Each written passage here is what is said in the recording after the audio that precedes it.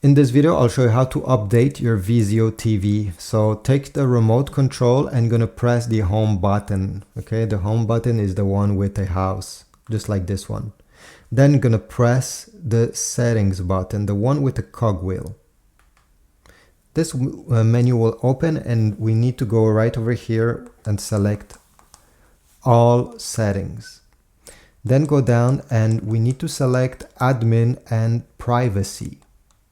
From this screen, we simply need to go down and select check for updates. Over here, they will ask you, do you want to check for updates? Select yes and wait. Your TV needs to be connected to the Wi-Fi to be able to check for any updates available. So just wait.